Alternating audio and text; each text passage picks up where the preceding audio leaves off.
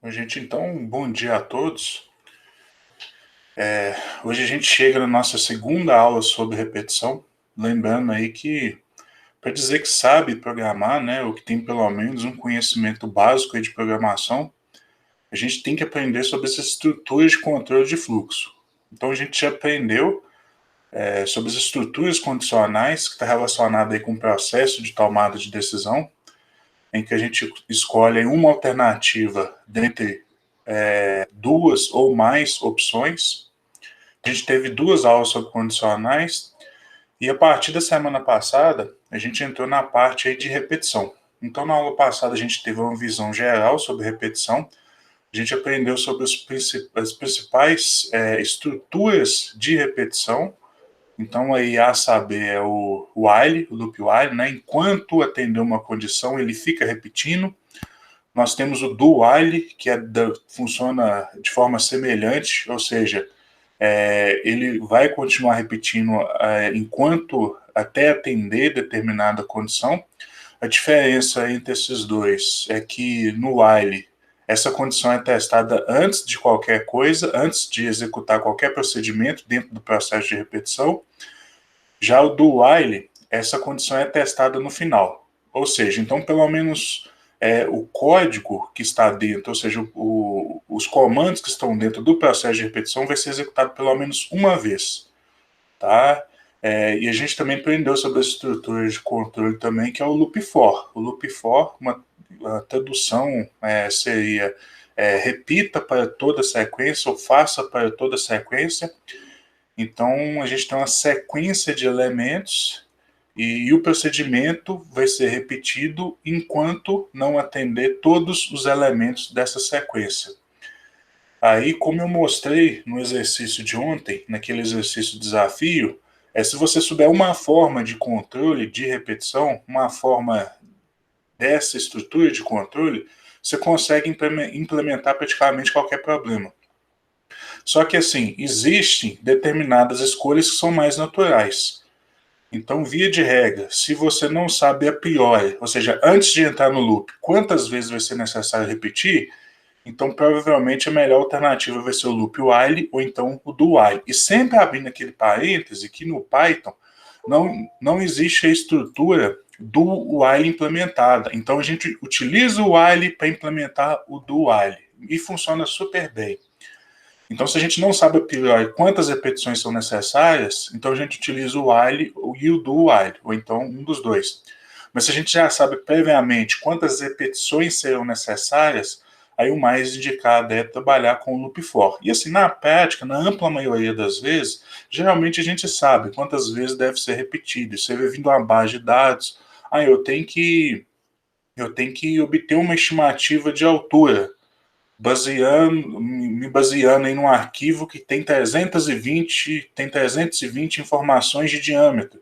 Então, vou ter que repetir esse procedimento para obter a estimativa 320 vezes. Então, assim, já é muito comum a gente saber quantas vezes. É claro que sempre varia. Vai variar de acordo com a base de dados. Mas antes da gente entrar no loop, provavelmente a gente já sabe quantas vezes serão executados. E na prática, fazendo uma consulta no meu computador, eu identifiquei que eu utilizo muito mais o loop for. Então, assim, é o loop que a gente utiliza com mais frequência, mas também é bom a gente saber sobre o while e o do while, que a solução do problema pode ser mais natural. Vou começar aqui a compartilhar a aula. Então, assim, está previsto assim, duas aulas assim básicas de repetição, que a gente vai tentar cobrir aqueles temas que são mais importantes. Então, assim, são aulas muito básicas, com exercícios muito simples, mas são necessários, porque aí, a partir da aula de semana. Então, a gente está na nossa segunda aula de repetição, semana que vem a terceira aula de repetição. Aí, a partir da próxima semana, a gente vai começar a resolver exercícios mais sofisticados aí de repetição. Mas antes disso, não tem como, porque a gente tem que aprender aí as variações e as alternativas básicas aí do processo de repetição. Vou colocar aqui uma apresentação que eu já vou começar a fazer alguns esquemas aqui no quadro.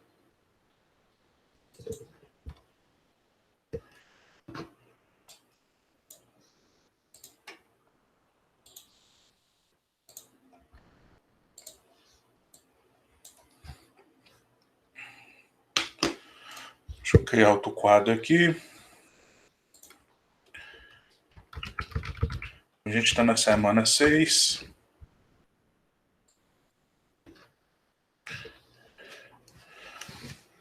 Então a gente ainda está falando aí sobre as estruturas de controle de fluxo. A gente já teve 2 aulas sobre repetição, que está relacionado. A gente já teve 2 aulas sobre condicional, que está relacionado com o processo de tomada de decisão. E agora a gente já está nas estruturas de repetição,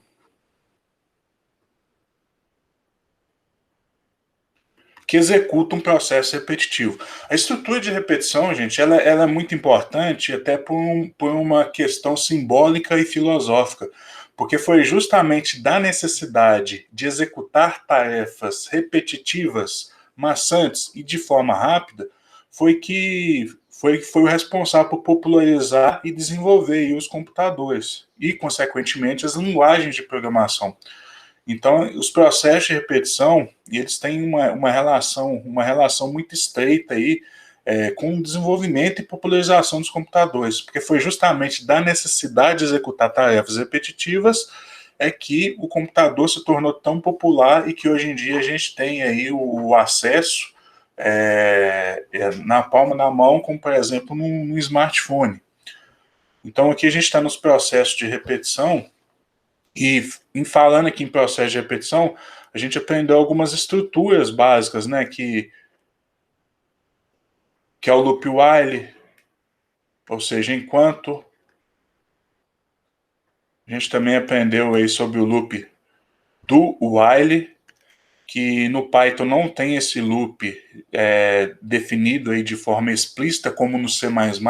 C++ a gente tem um do while bonitinho, mas só que a gente consegue implementar o do while com o próprio while.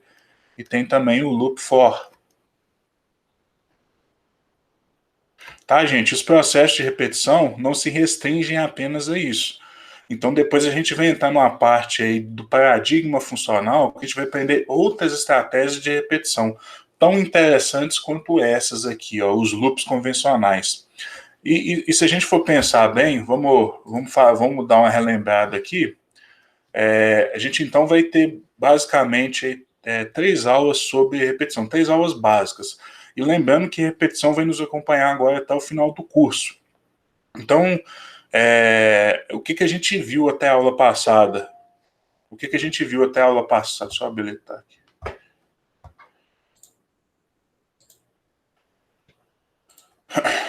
Então, na aula passada, o que a gente tinha? A gente tinha, por exemplo, assim, até então, um problema relativamente simples, que seria o quê? Seria um escalar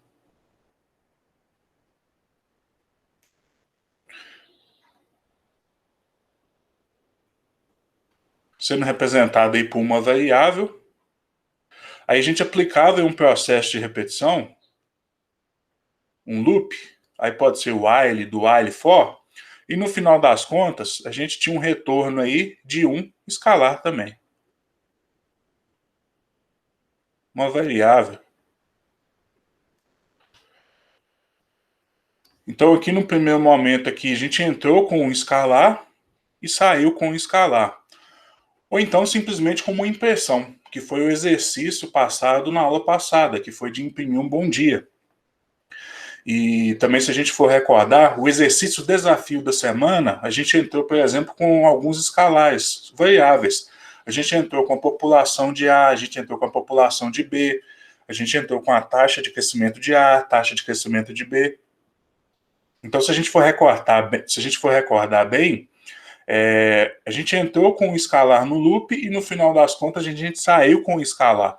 Aquela aula foi muito simples, mas foi muito importante para a gente ter uma visão geral.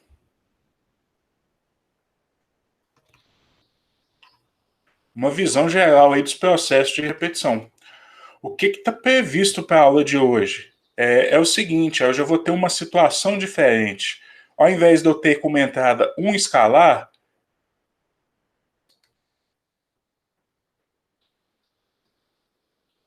ao invés de eu ter um escalar, eu vou ter, por exemplo, aqui, um conjunto aqui de N elementos. Então, como entrada, eu vou ter N elementos, vou aplicar aqui um processo de repetição, um loop, e no final das contas aqui eu vou ter como retorno aqui,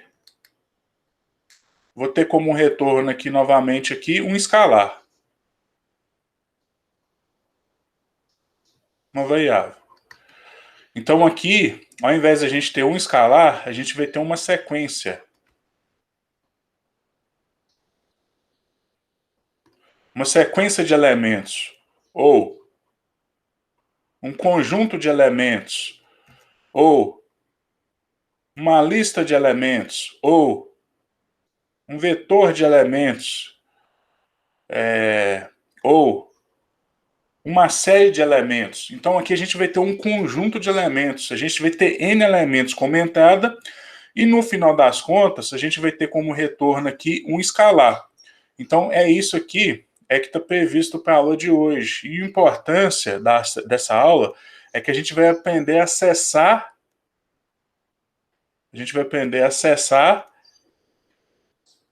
elementos em uma sequência ou em um conjunto de elementos.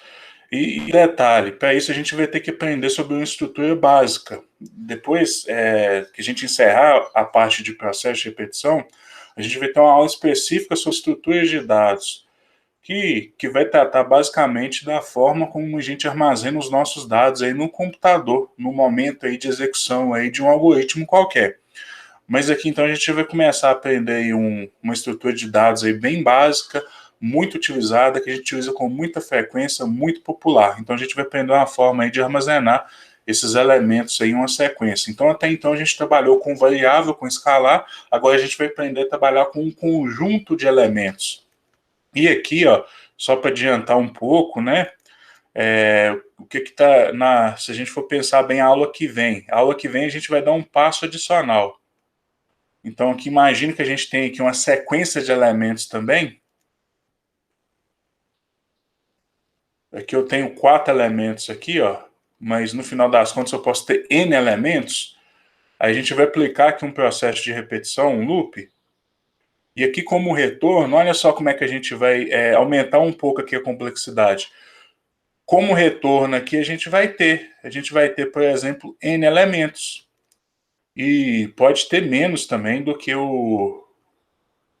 a entrada inicial. Então, no final das contas aqui, eu vou ter N elementos. Então, como entrada, eu vou ter N elementos. E como saída, eu vou ter N elementos também.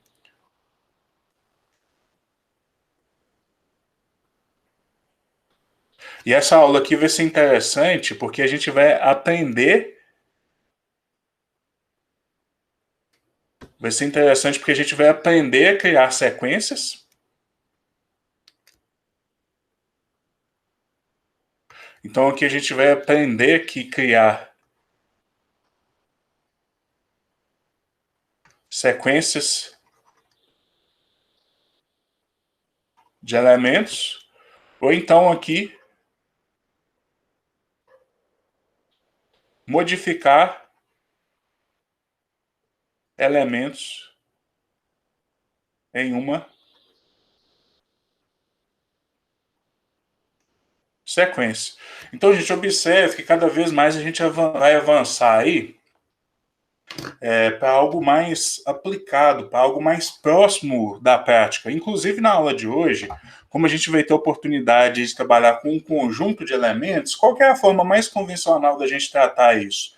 É a gente receber isso através de um arquivo. Então, hoje a gente vai aprender como que a gente importa, como que a gente acessa bases de dados que estão armazenadas no computador. Então, na aula de hoje vai ser interessante. Primeiro eu vou resolver um problema bem básico, depois vai ser um problema assim, um pouco mais sofisticado, mas também muito simples, mas que a gente vai ter a oportunidade de acessar em uma base de dados externa, como, por exemplo, um arquivo do Excel, um arquivo XLSX. Tá? Então, aqui, ó, só para recapitular, a gente está nessa aula aqui, ó, a gente está É isso aqui que vai ser visto hoje, tá? A gente vai ter que aprender a acessar sequência de elementos. E antes de eu me adiantar aqui, vou só fazer uma definição aqui o mais rápido possível do que seria essa sequência, esse conjunto de elementos. Vou tentar trazer aqui uma definição aqui formal do que seria essa sequência. Então, como a gente vai ter que aprender, né, a acessar esse conjunto de elementos, o que seria isso aí? Isso aqui, gente, nada mais é do que uma sequência contígua na memória do computador. Então, assim, imagina aí uma memória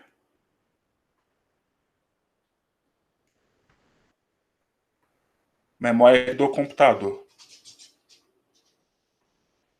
Imagina assim uma estrutura, uma estrutura linear gigante, em que eu tenho diversos espaços aqui para armazenar objetos, para armazenar variáveis, para armazenar valores. Isso aqui seria a memória do computador, onde é que eu tenho espaço vazio para armazenar elementos. Aí aqui, por exemplo, eu não sei, às vezes está armazenando aqui, ó, informações aqui do Google Meet, mas vamos supor que eu estou lá no Python. Aí eu tenho intenção de armazenar um objeto como esse aqui, ó, seria uma sequência, seria um vetor, seria uma série, um conjunto. Aí a nomenclatura, gente, você vai depender muito do autor que está tratando isso aí. É muito comum a gente chamar isso aqui de sequência, porque na verdade é uma sequência de elementos em que a posição é possível ser obtida a qualquer momento. É uma sequência ordenada de elementos. Então vamos supor que eu quero armazenar esses elementos aqui, ó. Como que eu poderia fazer isso? Então eu posso ter aqui uma sequência de elementos. Aí imagine que eu vou armazenar aqui um vetor.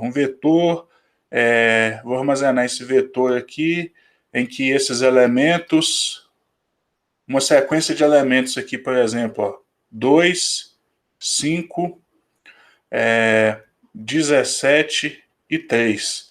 Aí aqui também não vem ao caso, mas meu objeto tem 4 elementos. Aí aqui está sendo armazenado outra coisa, então está com, ou então está com valor nulo, certo? Está com valor nulo, por exemplo.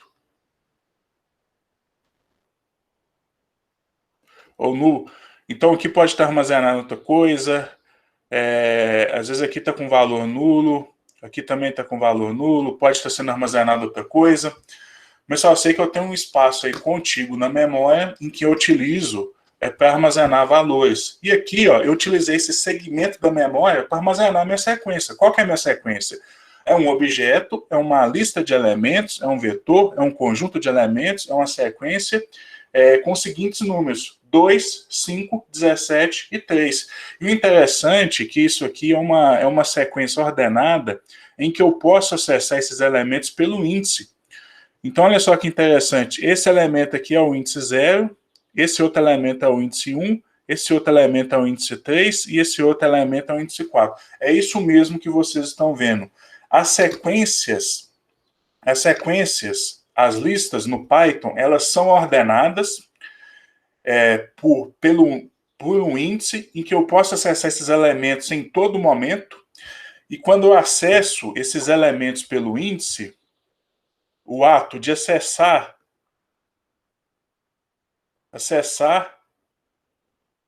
elementos de uma sequência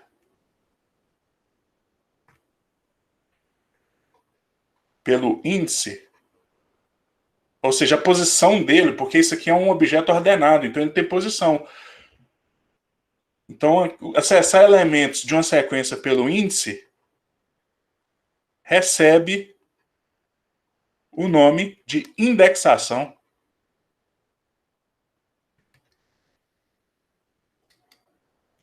Recebe o nome de indexação. E detalhe, é isso mesmo que vocês estão vendo aqui, ó. O Python, ele começa a numerar seus índices pelo 0, tá? No R é diferente, no R começa pelo 1. Pelo que eu percebo, pelo que você percebe, assim, os usuários têm assim, pelo menos no momento inicial, tem uma facilidade maior de associar o primeiro elemento com 1, mas aqui no Python a gente vai associar o primeiro elemento com 0, porque o primeiro número do alfabeto, o primeiro elemento de uma ordem seria o 0 mesmo. Só que a gente tem assim, uma certa dificuldade de lidar com o 0. Primeiro porque zero assim, é um conceito assim, bem abstrato, né? O que significa zero? Zero é a ausência de algo. E outra coisa também é que o zero, ele surgiu muito depois, se a gente for pensar em um contexto histórico matemático, o zero surgiu muito depois aí do desenvolvimento aí de toda a teoria matemática. Então a gente tem um pouco de dificuldade de lidar com o zero. Mas no Python é assim que é feito e é assim que a gente vai aprender e vai acostumar o mais rápido possível. E detalhe, a ampla maioria das linguagens de programação, a indexação, os índices se iniciam no zero. Então, assim, como exceções que eu conheço, tá, gente? Como exceções que não começam com zero, seria o R, o MATLAB também começa com 1. R MATLAB eu tenho certeza que começa com 1 a indexação.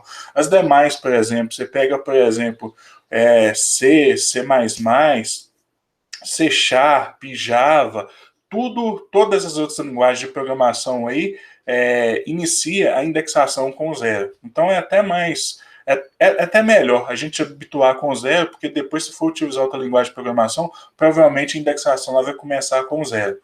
Então, assim, é só esse detalhe que a gente vai ter que se atentar o tempo todo. Parece ser algo muito sutil, e aqui eu já até fiz uma contagem errada, né? Tá vendo? Ó?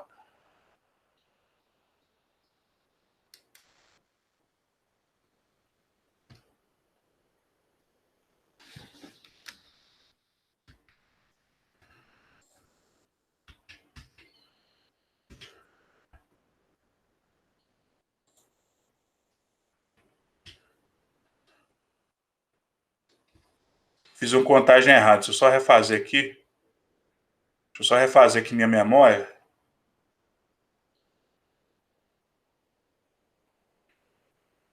Ó, então aqui é o objeto, é o índice 0, 1, 2 e 3. Olha só, não estou sabendo nem fazer a contagem, né? Mas tudo bem. Agora está certinho. Então, no Python, aí, na maioria das linguagens de programação, a indexação começa com zero. E quanto mais rápido a gente habituar a trabalhar com isso, melhor. E então, gente, com isso, então aqui uma sequência, um conjunto, uma lista, um vetor, aí você pode receber diversas denominações. Aqui a gente vai tentar trabalhar, pelo menos inicialmente, com a terminologia que seria assim mais geral, que seria uma sequência. Sequência por quê? Porque é uma sequência ordenada pelos índices de objetos. Então, um espaço contíguo na memória do computador. Então, isso aqui é essa sequência aqui, ó. Então, seria um objeto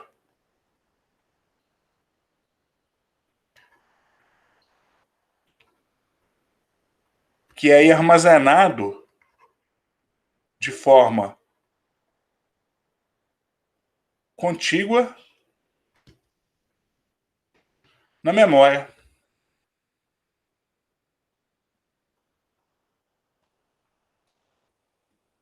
Isso aí seria o meu objeto, tá, gente? E como que a gente faz para acessar cada um desses elementos? Assim, uma das principais vantagens da sequência é que dá para acessar cada um desses elementos com uma eficiência muito grande. Dá para acessar esses elementos utilizando o índice. Então, se eu quero acessar, por exemplo, o segundo elemento, é só eu colocar o nome do objeto e colocar o índice relacionado com ele. O índice 1, por exemplo.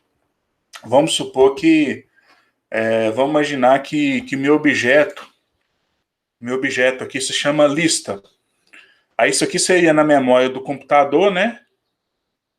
No Python, como que seria isso aqui?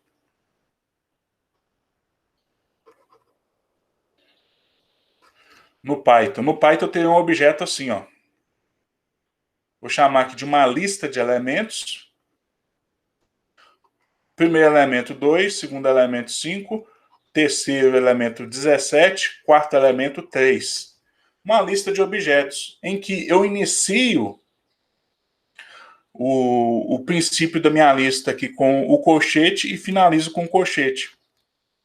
e separo cada uma das minhas variáveis com vírgula. Lembrando que o separador decimal do Python, e praticamente de todas as linguagens de programação, o separador decimal é ponto, tá, gente? Então a gente separa as variáveis, os objetos, os valores por vírgula, e o separador decimal de um valor fracionário, por exemplo, 2,35, a gente separa com ponto, então seria 2,35. Então, como que eu faço para acessar cada um desses elementos aqui utilizando indexação? Eu posso utilizar algo simples assim, ó. Então, eu coloco lista, aí que eu abro o colchete, qual índice que eu tenho interesse em pesquisar? Ah, eu quero o primeiro elemento, então você coloca 0 aqui, ó. O que isso aqui vai imprimir? Isso aqui vai imprimir o valor 2. Ah, eu quero acessar o segundo elemento. O que isso aqui vai imprimir? Vai imprimir o valor 5. Ah, eu quero ter acesso ao terceiro elemento, que é o índice 2. Então, isso aqui vai imprimir o valor 17. Ah, eu quero ter acesso. Eu quero ter acesso ao terceiro elemento, ao quarto elemento, né? Índice 3. Então, isso aqui vai me retornar o valor 3. O quarto elemento, cujo índice é 3, vai me retornar aí o terceiro elemento. Beleza, gente? Vamos começar aqui a trabalhar no Python, que aí a gente já vai começar aqui a aprender como que se executa isso aí na prática, né? Então, eu vou vir aqui no meu computador, aqui na unidade C, vou ir lá em WP e vou acessar o meu Spider, que é o ambiente que eu utilizo aí para desenvolver meus códigos. Aí demora um pouquinho aí para abrir. Então aqui eu tenho aqui minha lista de elementos. O objetivo da aula de hoje é como que a gente acessa. Então já respondi aqui 90% da pergunta, como que a gente acessa elementos aqui na sequência, utilizando indexação. Agora só falta a gente sistematizar isso aí em um loop. Então aqui vamos criar aqui um novo arquivo aqui, né? Vou escrever meu nome aqui, que eu estou criando. Vou aproveitar para salvar. Vou salvar isso aqui em código. Isso aqui já é semana 6, né? Eu estou vendo que aqui tem um equívoco aqui, está repetido aqui. Isso aqui é semana 5. É semana 6 com a segunda aula de repetição. Primeira coisa, né? Como que a gente acessa esses objetos aí, né? Como que a gente, antes da gente aprender o loop aqui, vamos aprender um pouquinho aqui da sequência, desse conjunto, ou seja, um espaço contíguo reservado para armazenar uma sequência ordenada de objetos. E a gente ordena esses objetos aqui pelo índice, né? Índice 0, índice 1, índice 2, índice 3. E aqui estão meus elementos. Como então, vamos começar a trabalhar aqui. Então, primeiro vou criar essa lista aqui, né? Então, vamos lá. Como que a gente cria uma lista, uma sequência de elementos no Python?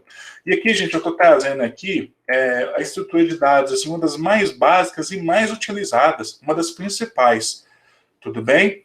Que é a sequência. Depois a gente vai aprender estruturas de dados mais sofisticadas, mas já adianto que uma das mais simples e mais usadas é essa, mas é importante a gente aprender outras, que conforme o problema que a gente está resolvendo, outro tipo de estrutura de dados pode ser mais adequado. Então aqui, ó, se eu quiser criar uma lista vazia, é só eu abrir e fechar colchete. Isso aqui, por exemplo, é uma lista vazia. Tá aqui selecionado, apertei aqui o F9 para executar, né? O F1, e aqui cria uma lista vazia, ó. Uma lista vazia, não tem nada, não tem nenhum elemento, tá aqui, ó, vazinha, sem nada. Ah, mas eu tenho meu objeto, né? Qual que é meu objeto aqui? Isso aqui então seria uma lista vazia, ou uma sequência, né?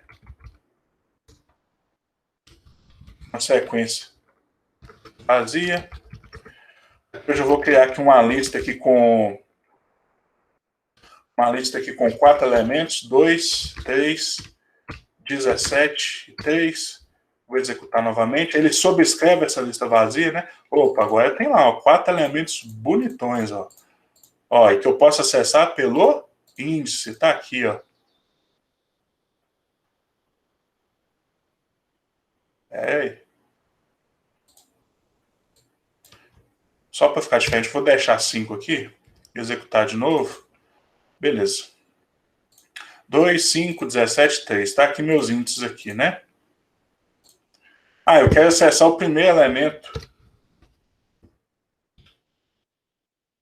Tá lá. É o 2, né?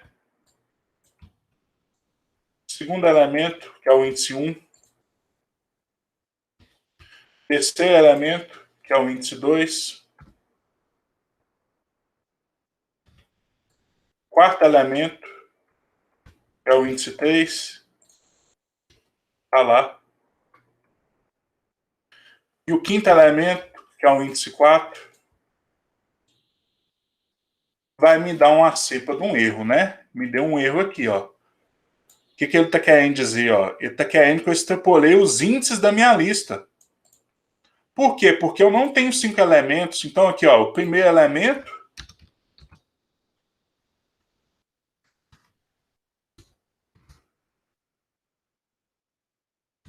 Aqui o primeiro que elemento. Primeiro elemento. Aqui está o segundo elemento. Terceiro elemento. Quarto elemento. E o quinto elemento? Ops!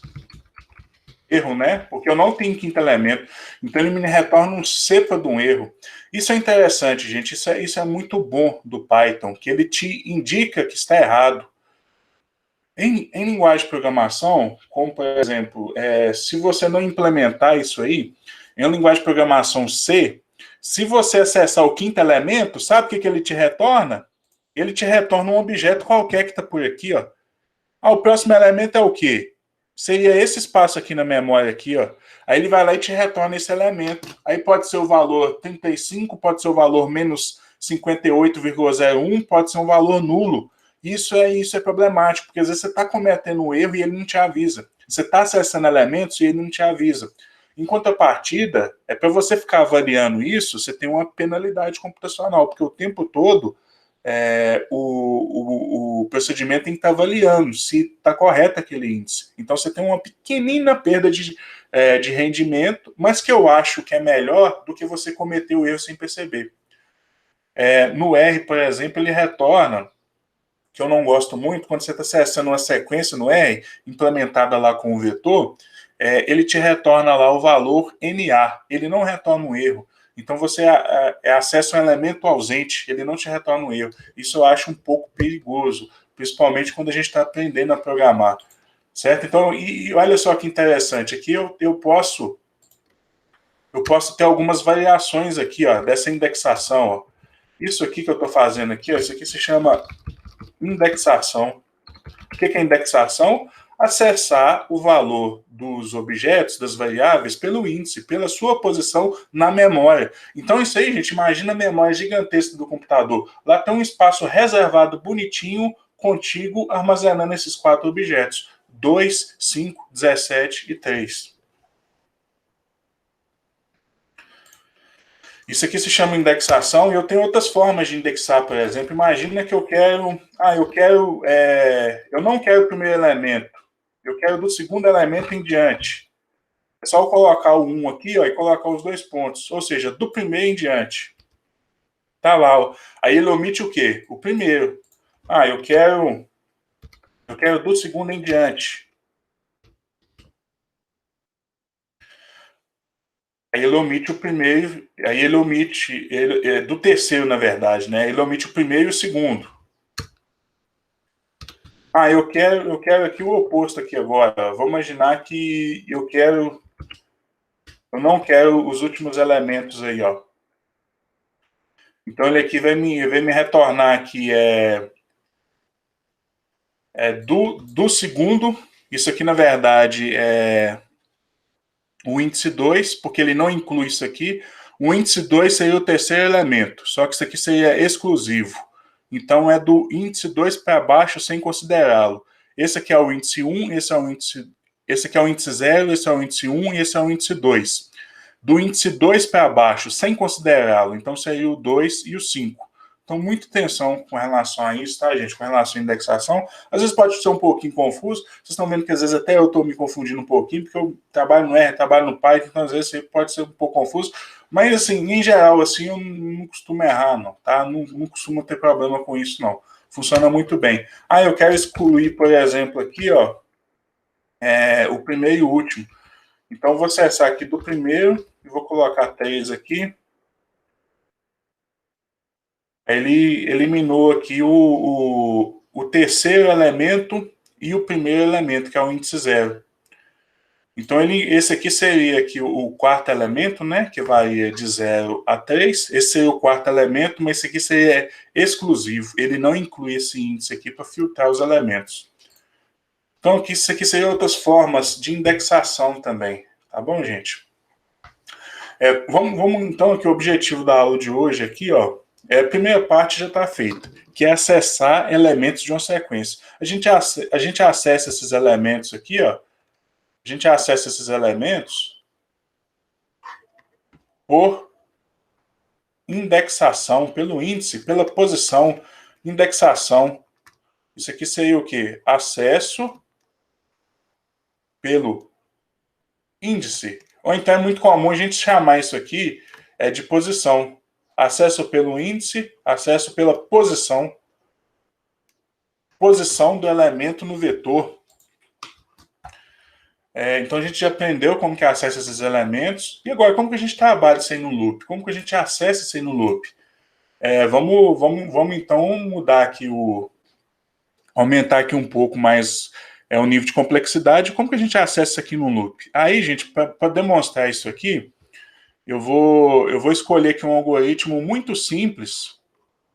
Vou escolher um algoritmo muito simples aqui para representar isso aqui, como que a gente acessa esses elementos no loop. Eu vou implementar aqui, ó, o algoritmo de soma. Nossa, mas é tão simples, né? Quem não sabe somar? Mas você sabe somar isso aí numa linguagem de programação? Ah, eu sei no Excel, é só que apertar a soma lá, funciona tranquilo. Mas como que a gente implementa? Como que a gente implementa esse algoritmo de soma?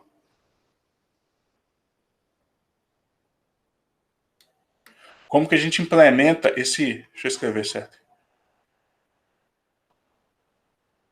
Como que a gente implementa esse algoritmo de soma numa linguagem de programação? Eu sempre gosto de começar... Como que a gente faz isso naturalmente? Então, vamos imaginar que a gente tem esse vetor aqui, né? Que a gente está trabalhando aqui, né?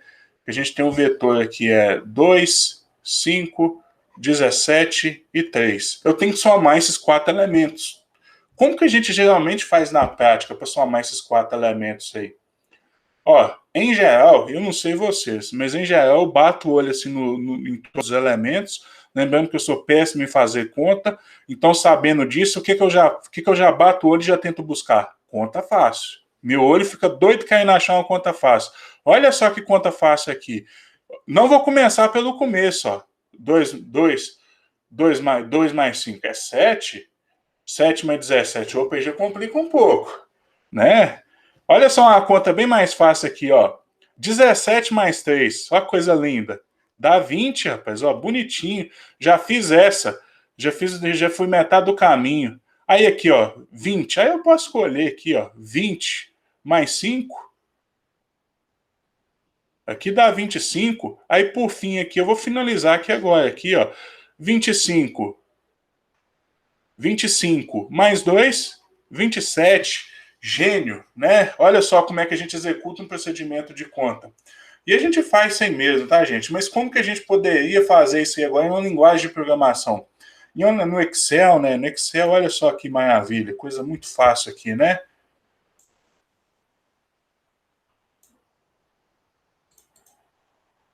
Olha no Excel, ó.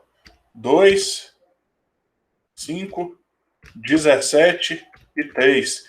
No Excel não precisa de conta simples, não. Ele não precisa, só que a função de soma, selecionei aqui os elementos aqui, ele não tá nem aí se é conta fácil ou conta simples, ó, bateu com o meu, hein? Coisa linda. Então tá aqui um algoritmo de soma, um algoritmo no Excel, você aperta a função soma aqui. No computador, como que a gente poderia implementar isso aqui, esse mesmo algoritmo? Vamos implementar isso aqui num computador, então. A gente tem aqui esses elementos aqui que devem ser somados. Olha só como é que eu vou implementar isso aqui. Aí eu vou armazenar aqui, ó, vou fazer questão de armazenar isso aqui numa lista, porque isso aqui é um conjunto de elementos, e a estrutura de dados que eu vou utilizar para armazenar é uma lista. Então, eu vou armazenar isso aqui numa lista. Abri, fechei parêntese, e essa lista aqui tem índice. Essa lista aqui tem alguns índices aqui, ó. Esse aqui, por exemplo, é o índice 0, esse é o índice 1, esse é o índice 2 e esse é o índice 3. Como que eu vou executar um procedimento de soma aqui, então? Então, vamos lá. Primeira coisa, comecei a executar o algoritmo. Quanto que vale a minha soma? Não tem nada. Então, minha soma é o quê? Minha soma é igual a zero. Não tem nada. Aí, o que que eu vou fazer? Eu vou atualizar, vou começar a executar esse procedimento. Ó, minha soma vale zero. Então, vou atualizar essa soma, ó. Quanto que vale a minha soma aqui na minha primeira execução? Aqui, ó. Na minha primeira execução, quanto que vale a minha soma? A minha soma até então era zero. Executando com esse novo procedimento, eu vou levar somar 0 mais 2. Minha soma agora passa a ser 2. Vou passar aqui para o índice 1. Minha soma até então, quanto que vale? Vale 2. Quanto que ela vai passar a valer depois que eu somar o próximo elemento, que seria 5? 2 mais 5 é igual a 7. Vamos passar para o próximo elemento. Quanto que vale a minha soma atual? Minha soma atual vale 7. Qual que é o próximo elemento aqui, ó? 17. Então, 7 mais 17 é 24. Minha soma agora vale 24. Vou atualizar novamente aqui minha soma. Minha soma até então está valendo 24. Só que agora tem mais um elemento aqui nessa posição, que é o 3. 24 mais 3 é igual a 27. Então, observe aí, gente, que eu executei uma sequência. Uma sequência ordenada. Fiz diferente do que eu fiz se eu fosse fazer de cabeça, porque eu não fiquei procurando conta simples, não, tá? Mas, em geral, isso é muito comum a gente fazer na prática. Começar do princípio. Eu acho que até por questões assim de organização, é muito comum a gente começar pelo início. Então, aqui eu fui somando cada um dos elementos de forma gradativa, sem querer correr, sem me atropelar, fui fazendo passo a passo, mas no final das contas, o que eu quero salientar é que eu cheguei aqui no mesmo resultado, ó. O valor da soma é 27, tá? Obtive aqui o mesmíssimo resultado, o valor da soma é 27. Então é esse algoritmo de soma aqui que a gente vai implementar.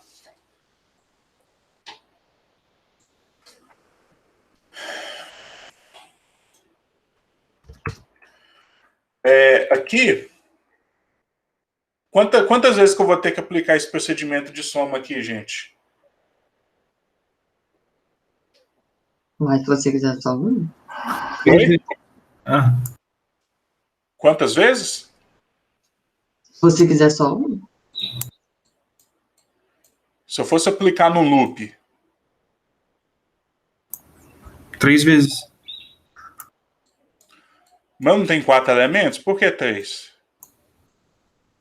A primeira soma leva 2 já. Pode ser, mas eu acho que isso aí é uma simplificação desnecessária. Poderia simplificar dessa forma, tá, Segato? Mas eu acho que seria uma simplificação desnecessária, tá? Depois a gente pode fazer essa que você propôs aí. Eu não entendi, acho que você perguntou também. Deixa eu falar. Quantas vezes que eu vou ter que somar? Não tem 4 elementos? Vou ter que somar 4 vezes. Mas a primeira soma já não pega 2 elementos de uma vez? Você não dá pra somar o 2 com nada. Daí você soma o 2 com 5 e depois você soma a Dá pra soma. me somar assim aqui, ó, 2 com 0. Ah, tá. Tá. Pode ser. É verdade. Aqui, ó, vou ter que executar quantas somas aqui, ó? 1, 2, 3, 4. Primeira coisa aqui, né? Como acessar? Então, o que eu vou colocar aqui, ó.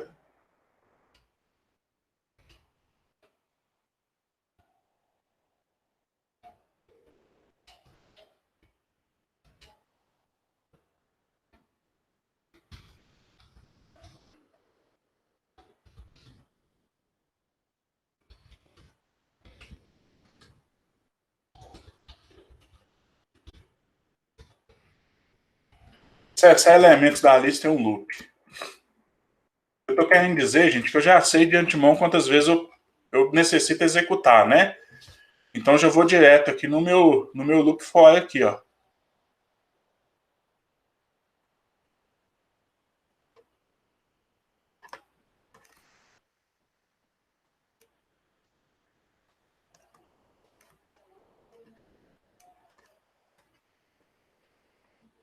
Eu já sei quantas repetições são necessárias.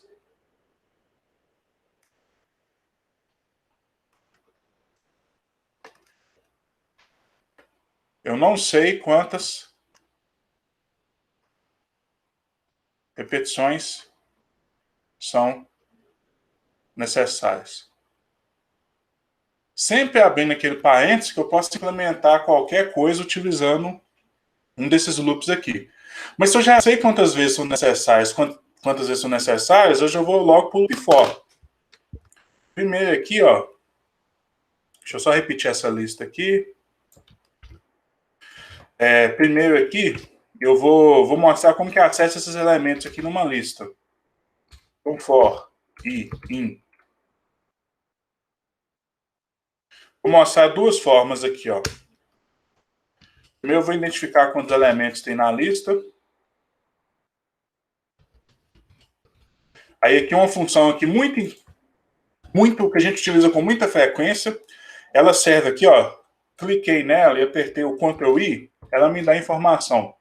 Ela retorna aqui o número de itens em um container. Esse container é um conjunto de elementos, é uma sequência de elementos, é um objeto que tem mais de um elemento, um container. Então ele me retorna o número de itens do container. Quantos itens que eu tenho nesse elemento aqui? Eu vou executar a lista. Qual que é meu valor de N? 4. Eu tenho 4 elementos. Aí aqui eu já vou colocar aqui esse range aqui que a gente usa para obter índices. Aí aqui só de curiosidade aqui, ó. Vou até deixar isso aqui porque não precisa. Eu vou converter ele em lista.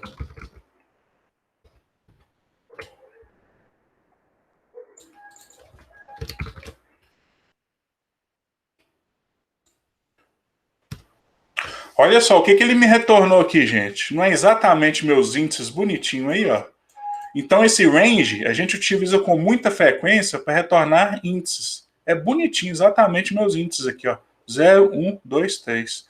A gente usa esse range aqui para retornar índices. Então por isso que é muito comum a gente ver aqui em um loop. Aí aqui eu só coloquei lista, porque se eu executar só essa parte aqui, ó, recordando uma da aula passada, né? Ele não cria esse objeto, ele não cria essa lista com todos esses elementos.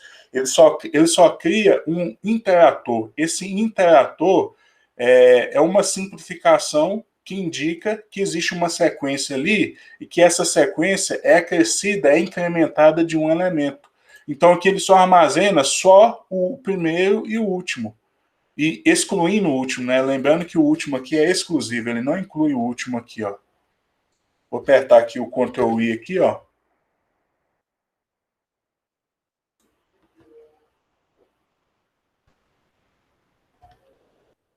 O Ctrl I aqui. Então aqui ele cria aqui, né?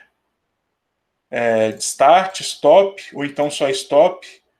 E exclusive aqui, né? O stop é exclusivo. Então ele cria aqui de 0 até 3. 0, 1, 2, 3. Exatamente o que está aqui. Então isso aqui ele cria um interator, que eu estou só convertendo em lista só para a gente ver cada um dos elementos. Esse interator aqui ele é muito econômico, porque aí não precisa armazenar toda essa lista aqui na memória, tá? Na aula prática eu costumo fazer uma brincadeira que é de estourar a memória do computador. Então aqui se a gente for ver aqui, ó, gerenciamento aqui de memórias, eu tenho aqui meu desempenho, que eu tenho minha memória RAM aqui, ó. Então, considerando tudo que eu estou aberto aqui, Google Meet, o Spider, não sei mais, que tem um tanto de outra coisa, até planilha do Excel aqui, que eu já vou fechar aqui, eu tenho aqui 8 GB livre aí, né? Eu tenho 8 GB livre. Então, se eu criar um objeto gigantão aqui, ó, range, objeto pequeno, 2.000 elementos. Fez nem cóstica aqui na memória, né? Tá 7,9. Vamos criar um objeto.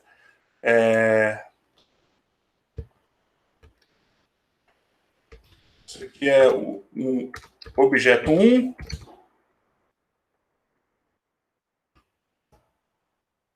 Dois mil elementos. Ah, vou criar aqui com 2 milhões de elementos.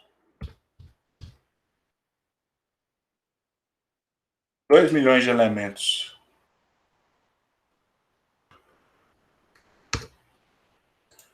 Uai, não aumentou nada, por quê? É porque ele não cria esse objeto de fato, tá? Ele só cria só o primeiro e o último. E depois os índices, ele vai acessando de acordo com a necessidade. Então ele não cria na memória. É diferente desse aqui, ó. Olha o objeto 2 aqui, ó. Vou converter aqui numa lista, que é list. 2 milhões de elementos. Foi? Foi, 2 milhões de elementos.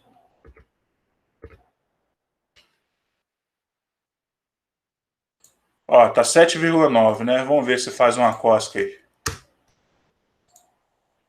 Opa, fez uma cosquinha, né? Vamos fazer uma cosquinha maior?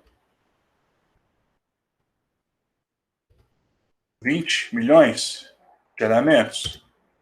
Opa, fez uma cosca, hein? 200 milhões? Tô até com medo aqui. Demorando para executar porque ele tá criando. Ah, não estoura minha memória, não. Encerrei aqui porque ele estoura a minha memória, tá?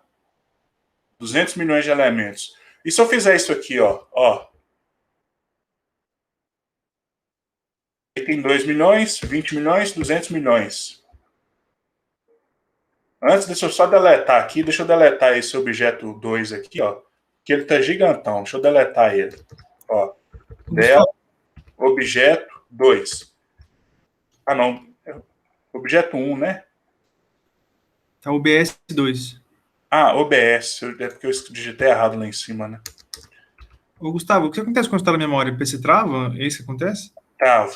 Tava. Eu poderia até encerrar o Google Meet aqui. Tá? Entendi. Deletei o objeto. Correndo um risco aqui, né? Agora eu vou fazer a mesma coisa aqui, ó.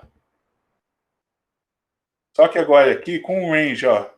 Aqui então eu tenho 2 milhões, 20 milhões, 200 milhões. Fez nem cóstica, executou rápido, não aumentou nada. Por quê? Porque ele não armazena na memória, ele só armazena só o interator. Tá vendo? Então por isso que é interessante. Isso é interessante que até a versão 2.7, até a versão antes da versão 3, que foi a última versão 2.7, esse range aqui do Python, ele criava esse objeto na memória. Então é uma reclamação recorrente dos usuários.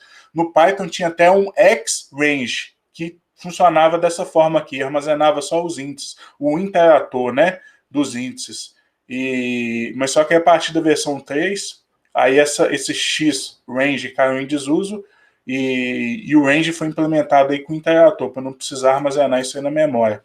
Tá, então esse range aqui, gente, eu abri esse parênteses gigantesco, mas isso aqui é uma função que a gente usa com muita frequência para criar índices, tá? Então agora aqui, ó, vamos lá, vamos criar o índice aqui, ó. Vou pedir para imprimir aqui, ó.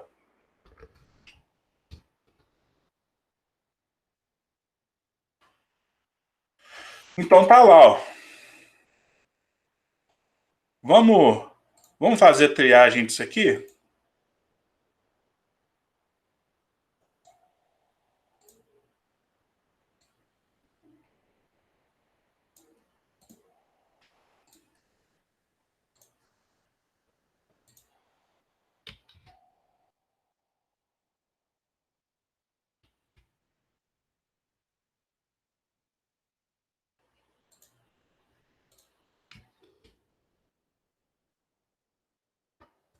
Tá, então vamos criar aqui, né? Então a primeira coisa, né? Aí ele vai lá e armazena lá bonitinho lá, né? Eu tenho meu espaço. A linha 23, o que ela vai fazer? Linha 23. Eu tenho meu espaço.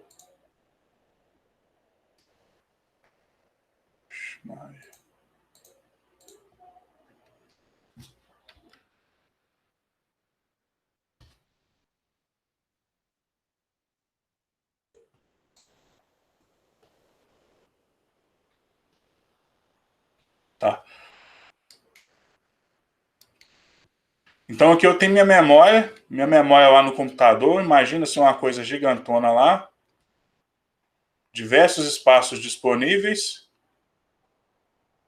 Aí dentro desses belos espaços disponíveis, eu fui lá e achei um espacinho para me armazenar aqui meus índices aqui, ó, meus objetos. Então tá aqui meus objetos aqui sendo armazenados aqui, bonitinho aqui, ó. 2, 5, 17 e 3. Isso aqui então seria a minha lista, tá lá armazenada bonitinha na memória do meu computador. Aí depois aqui na linha, esse aqui seria a linha 23, aí depois aqui na linha 24, o que ele vai fazer? Ele vai computar o tamanho da minha lista. Qual que é o tamanho da minha lista? Tem 4 elementos. Então o meu N aqui vai passar a valer 4. Aí aqui na linha 26 aqui, ó, na linha 26, aí ele vai criar aqui ele vai criar esse range aqui. Aí, como eu mostrei, ele não armazena isso aqui na memória do computador. Ele não armazena isso aqui na memória do computador, mas eu vou armazenar isso aqui, ó. Vou deixar isso armazenado aqui só para ficar mais claro. Mas ele armazena os índices aqui, ó. Então aqui eu tenho meu range aqui, armazenando aqui os índices aqui, ó. Que seria o 0, 0, 1, 2, 3. Seria os índices. Fazer verde aqui só para coincidir ali, ó. Seria o 0, 1, 2, 3. Aí ele começa a executar aqui na linha 26 também. Ele cria esse índice e ele diz o seguinte aqui, ó. Qual que é o primeiro elemento aqui dessa sequência? É o 0. Então o que ele vai dizer? Ele vai dizer que o quê? Que o I vai valer 0. I é igual a 0. Beleza, executou isso aqui. Aí ele vai para a linha 27. Vai para a linha 27 e vai imprimir. Ele vai imprimir o elemento da lista cujo índice é igual a 0. Então, o que ele vai imprimir aqui no final das contas aqui? Ele vai imprimir o objeto cujo índice é igual a 0, que é justamente aqui o quê? O 2. Então, ele vai imprimir o 2 aqui. Aí ele retorna para a linha 26, aí ele faz a seguinte pergunta: ainda tem elementos da lista aqui a serem executados? Tem. Tem o 1 agora. Aí passa a ser o próximo elemento passa a ser o 1. Aí aqui nessa mesma linha, o I vai passar a ser o quê? 1. Porque é o próximo elemento desse range aqui, ó. Aí ele vai para a linha 27 novamente e vai acessar o elemento cuja posição é 1. Qual é o elemento da lista cuja posição é 1? É 5. Então tá ali acessado bonitinho. Aí ele vai para o próximo elemento, ele retorna para a linha 26. O próximo elemento desse range é o quê? O próximo elemento desse range é o quê? É o 2. Aí ele vai dizer que o I vale 2. Aí ele vai para a linha 27, de novo, e vai indicar o quê? Lista. Qual que é o elemento da lista cujo índice é 2? Vai imprimir, então, o valor 17. Ele retorna de novo e pergunta, ainda tem elementos para ser executado? Tem, o 3. Então, o I vai passar a ser 3 agora. O I vai assumir o papel de cada um dos elementos da lista. É isso que o loop for faz. Aí ele vai para a linha 27, aí ele vai acessar o elemento da lista, cuja posição é 3. Qual que é o objeto da lista? A variável da lista cuja posição é 3. Tá aqui, né? É o 3. E ele vai imprimir 3 aqui na tela. Aí ele vai retornar de novo aqui, ó. Vai retornar de novo aqui. Tem mais algum elemento aqui na lista? Não. Então não precisa repetir de novo. Aí ele vai para a próxima linha, que seria 28 aqui, ó. Chegou aqui no final aqui. Aí ele vai para a próxima linha, que seria a linha 28. Aí vai executar lá alguma outra coisa, algum outro comando. Então é isso que está sendo executado. Vamos implementar, então, assim que a gente acessa os elementos. Vou mostrar outra forma de acessar os elementos aqui, ó.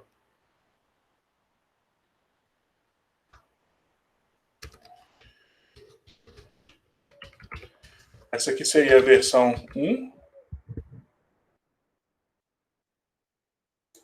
mostrar aqui agora aqui a versão 2. Versão 2 seria mais direto, seria assim, ó.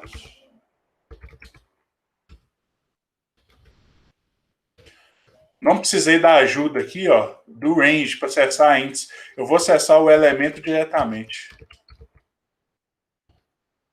Fantástica essa aqui, ó. Não são todas as linguagens de programação que permitem isso. Olha como que é mais enxuta. O que está sendo feito aqui, ó? Vamos executar aqui essa versão aqui, então.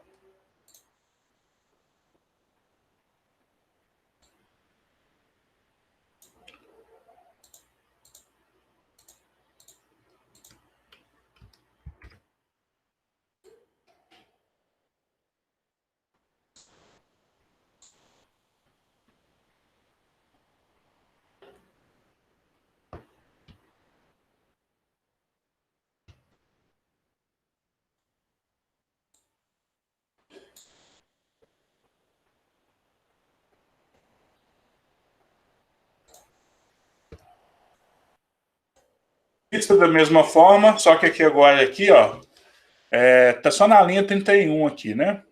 Então, a linha 31, ele vai criar essa lista dessa mesma forma.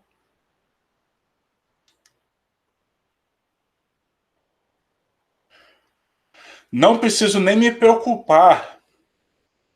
Olha só que interessante, não preciso nem me preocupar com os índices aqui, ó. Aí aqui criou a lista na linha 31. Na linha 32, o que ele vai fazer? Linha 32, aí ele vai dizer o seguinte, ó. Esse nome que eu dei aqui, que eu criei, ele vai assumir cada um dos elementos da lista. Não está nem se preocupado com o índice. Aí está aqui o elemento. Ele vai ter que assumir cada um dos elementos da lista. Qual que é o primeiro elemento da lista? O primeiro elemento da lista é 2. Então, aqui a linha 32 aqui, ó, ele vai dizer o seguinte, ó. Elemento vale 2. Aí na linha 33, o que ele vai fazer? Ele vai imprimir. Vai imprimir 2 aqui. Porque está pedindo para imprimir o elemento. Aí ele vai retornar. Vai retornar aqui na linha 32 aqui, ó. Ainda tem elementos nessa lista que eu vou ter que executar. Ó, você já executou o primeiro. Tem um segundo ainda. Qual que é o segundo? Qual que é o segundo elemento da minha lista? Vale 5. Então, um elemento, esse nome que eu dei aqui, vai valer 5. Aí na linha 33, ele vai imprimir 5. Aí ele retorna para a linha 32 de novo. Tem mais algum elemento nessa lista? Tem mais 2. O próximo é o 17. Então, o elemento vai ser atualizado e agora ele vai valer 17, que é o próximo elemento da lista. Aí ele vai para a linha 33 e vai imprimir um belo 17. Ou não, né? Vai depender do gosto do cliente. Aí depois o próximo elemento da lista aqui seria o 3. Aí ele vai retornar aqui na linha 32. O elemento aqui agora vai passar a ser 3. Vai substituir o 17 para alegria de alguns e tristeza de outros. Aí o 3 vai ser imprimido aqui na linha 33. Então observe, gente, que eu não precisei lidar com índices aqui. Eu acessei cada um dos elementos diretamente. Então é sem lidar com indexação. Eu acessei assim de forma direta. Isso aqui é uma simplificação, é uma versão aqui simplificada dessa pelo índice aqui. Ó. Internamente está sendo feita alguma coisa semelhante a essa. Só que por fins de simplificação é feito dessa maneira. Não preciso nem saber o que é indexação para acessar cada um dos elementos. E funciona. Beleza? Vamos para o próximo exercício. Vamos para o próximo exercício aqui agora. Aqui, ó. Viu, gente? Eu não vou nem criar o loop while. Depois vocês podem até tentar criar em casa para fins de exercício e de aprendizagem. Mas eu não vou criar o while, porque é mais natural trabalhar com o loop for, porque eu sei quantas vezes eu quero imprimir essa lista na minha tela. Quantas vezes eu vou ter que imprimir? Vou ter que imprimir 4 vezes. Eu já sei quantas vezes eu tenho que imprimir. Então eu uso o loop for. Agora aqui eu vou acessar os elementos em um loop.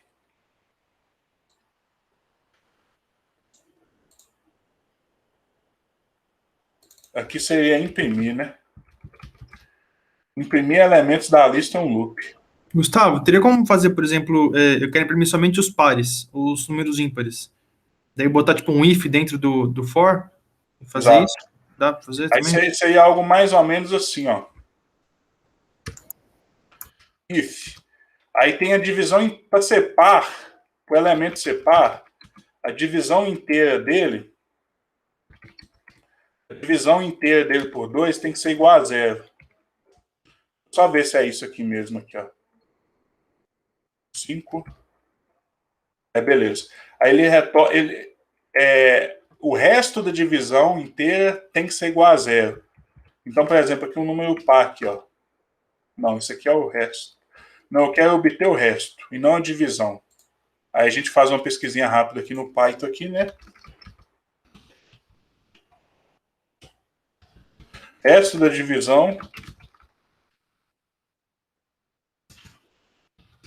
inteira no bom e velho Python.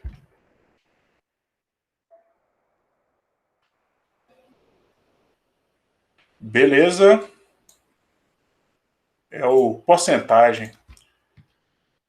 Qual que seria o resto? O resto, por exemplo, aqui, ó.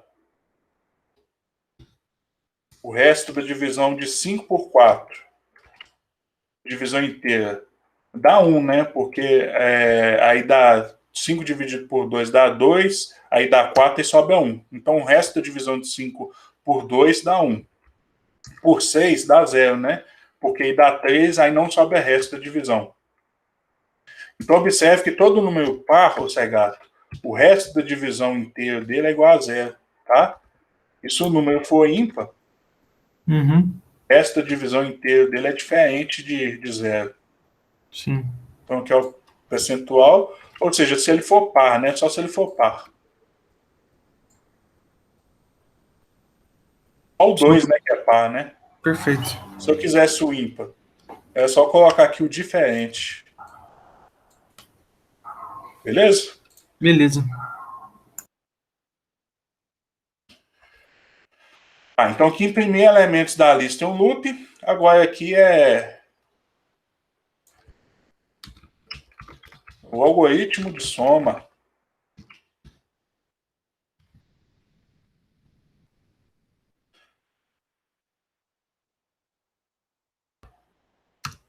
Vou usar essa estratégia aqui, ó.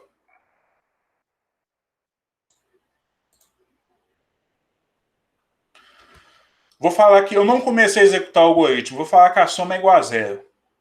Comecei a executar. Aí eu já vou atualizando aqui. Então vamos implementar aqui com a versão 1. Eu vou aproveitar isso aqui, tá? Que eu vou usar essa mesma lista.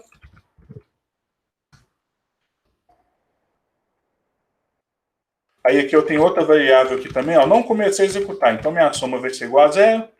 Agora eu vou criar meu loop aqui, ó. For e in. Aqui para me criar meus índices.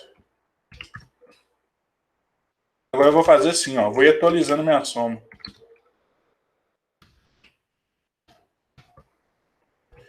Isso aqui, gente, é a mesma coisa de soma igual a soma mais lista i. Aqui, eu vou colocar só um print final aqui, ó, só para ficar bacaninha.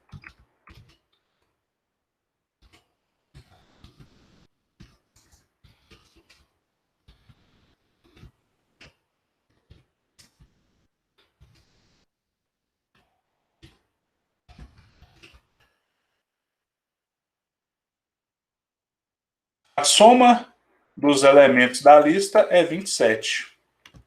Vamos entender como isso aqui foi feito? Fazendo a boa e velha triagem.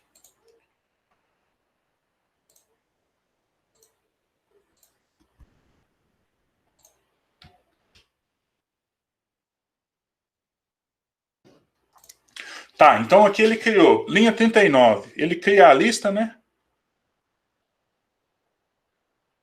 Gustavo, Diga, Rebeca. eu podia utilizar, por exemplo, o sum para fazer a soma? Poderia. Você já está me adiantando, né, Rebeca? Olha só, gente, o que a Rebeca está falando aqui, ó. É o que ela tinha falado antes, que podia ser, ela falou baixinho assim, mas ela já falou antes. Você pode executar com um comando só, e ela tem razão. Porque no Python tem esse comando aqui, ó. Né? Poderia, viu, Rebeca? Por que eu não estou fazendo assim? Porque aqui meu objetivo é ensinar o loop for. Aí eu tô usando um algoritmo bem simples e que provavelmente não vai ser útil para a gente na prática. Mas eu só estou usando para me apresentar o loop. Tudo bem? Então aqui o foco não é ensinar vocês a fazer soma, é ensinar vocês a executar um processo de repetição. Tá? Mas tem, por exemplo, no Python tem a função sum. Então, assim, vocês vão ver esse algoritmo de soma, vão guardar, bacaninha, aprender a usar o loop. Porque eu acho que depois desse loop, vocês vão precisar ir para alguma coisa e não vai ter implementado no Python. Soma tem implementado no Python, mas provavelmente o algoritmo que você vai precisar amanhã não tem. Tá? Beleza, Rebeca? Poderia, sim, usar só um... Obrigada. Então, aqui ele começa com a linha 39 aqui, ó. Aí a linha 39, ele cria minha lista lá na memória, bonitinha. Aí aqui na linha 40, ele fala que o n é igual a 4, que é a quantidade de... É o length, né? Isso aqui é uma abreviação de length, que é comprimento, tamanho da minha lista. Aí aqui na linha 41, aí ele vai lá e fala que soma é igual a 0. Bacana, não tem problema, eu não comecei a executar, pode ser 0 mesmo, é isso mesmo, faz todo sentido. Aí ele começa aqui na linha 42. Aí na linha 42, ele fala que o i, aí esse range aqui, ó, vai criar aqui um interator. Vai criar aqui um interator, né? 0, 1, 2, 3. Que vai coincidir aí com meus índices. Eu uso isso aí para produzir índices. É pensado isso. Então, a primeira coisa que o meu i vai assumir é o valor igual a 0. Aí ele vai cair aqui, ó, nessa soma. Aí vai fazer essa seguinte operação aqui na linha 43, ó. Aí ele vai falar que o quê? Eu vou executar isso aqui, ó, que é até mais fácil, ó. Ó, ele vai falar que soma é igual a soma. Quanto que vale soma, gente? Tá aqui, ó. A soma até então vale 0. Mais o elemento da lista cuja posição é 0. Qual que é o elemento da lista cuja posição é 0? É o 2. Então é 0 mais 2. Então aqui vai dar 2 essa soma. Aí ele vai para a linha, retorna de novo aqui para a linha 42, porque ainda tem elementos dessa minha sequência sem assumidos. Ele já assumiu o 0. O próximo é o 1. Aí ele vai para a linha 43 novamente. Aí ele vai falar que soma é o quê? Soma até então é igual a 2, porque ele pega o resultado anterior, né? Soma até então é igual a 2. Eu estou executando aqui esse processo aqui para ficar até mais fácil de entender, porque isso aqui seria uma simplificação, né? Então, agora aqui o soma é igual a 2, mais o valor da lista cujo objeto está na posição i. Posição i, que vale 1, é o... Opa! Posição i, que vale 1, é o 5. Então, aqui seria 2 mais 5. Então, seria 2 mais 5. 2 mais 5, que dá 7. Aí ele retorna de novo para a linha 42, por quê? Porque ele ainda não assumiu todos os elementos da sequência. Ainda falta 2, né? Então, aqui, ó, 42 de novo, o i agora vale 2. Aí vai para a linha 43. Aí a soma agora vai ser o quê? Vai ser igual à soma anterior, que é 7, mais o elemento da lista, cuja posição é i. O i vale 2, a posição 2 aqui na lista é o 17. Então, 7 mais 17 é igual a 24. Aí ele retorna para a linha 42 de novo, porque ainda tem elementos a serem atribuídos aqui, ó. Então, o próximo aqui é o i igual a 3. Aí o valor da minha soma vai ser o quê? Na linha 43 aqui. Então, soma. Vai ser o valor da soma anterior, que é 24, mais o valor do objeto cuja posição é i na lista. Posição i na lista. O i vale quanto? 3. Posição 3. É 3 mesmo, coincidentemente, né? Então, aqui 24 mais 3 é igual a 27. Então, tá aí o algoritmo de soma. Vamos executar, vamos criar a versão 2 agora? Versão 2 da soma. Não preciso disso aqui, ó. Eu tenho que ter isso aqui, ó, porque o tempo todo eu tenho que zerar, porque se eu não zerar, olha só quanto que vale a minha soma, ó. Aí se eu executar sem zerar isso aqui, quanto que vai valer minha soma de novo? Eu vou somar esses elementos novamente, né? Então, soma vai valer 27 mais 27, que dá 54. Se eu não zerar minha soma, olha lá, 54. Então, por isso que eu tenho que zerar toda vez minha soma aqui, ó. Isso aqui seria a versão 2. Aqui eu vou até chamar de elemento, o i geralmente eu chamo para índice, tá? Isso aqui é só nomenclatura, eu posso dar o nome que eu quiser aqui, pode ser batatinha. O nome que eu quiser eu posso dar aqui. Aí eu costumo dar o nome de i quando eu estou acessando índices, porque é muito comum. Aqui eu não preciso acessar índice, né?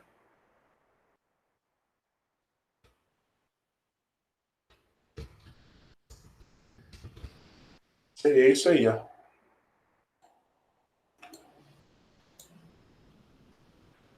Beleza.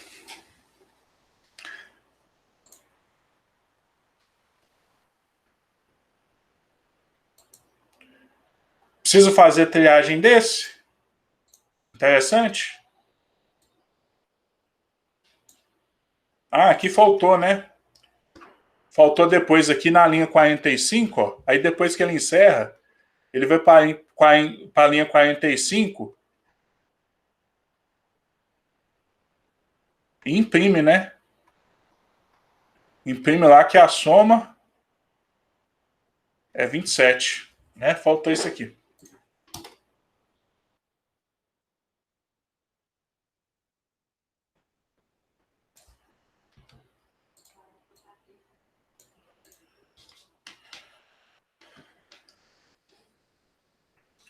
Então tá aqui na minha linha 48, ele cria aqui o objeto lista.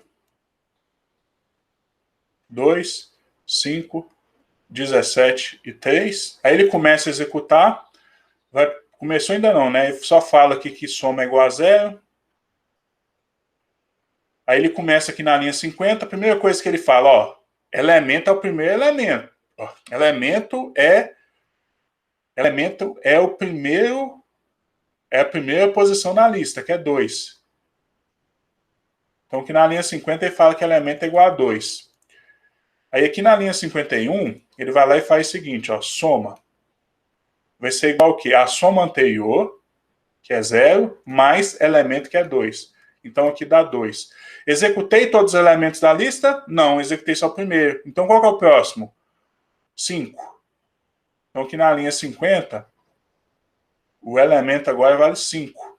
Na linha 51, eu tenho a minha boa e velha soma aqui, ó. Que a minha soma até então valia 2. Com mais o elemento que vale 5, passou a valer 7 a minha soma. Executei todos os elementos? Não. Então vou ter que voltar de novo. O próximo elemento da minha sequência é 17. Ele vai para a linha 51, soma é igual à soma anterior, que é 7, mais o elemento, que é 17. Então a soma aqui vai dar 24. Executei todos os elementos?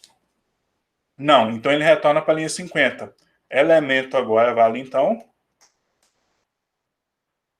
elemento vale 3. Aí vai para a linha 51, soma atual 24, com mais elemento, que é 3, então aqui dá 27. Retorna de novo. Tem mais algum elemento na lista? Não. Então ele encerra o loop. Encerra o loop, aí ele vai para a linha 53 aqui, ó. Aí ele vai para a linha 53 e vai imprimir, né? Imprime na tela, que a soma é 27. Tá aí. Beleza. Vamos aumentar aqui um pouco o nível de complexidade. Aqui eu tenho uma base de dados aqui, ó.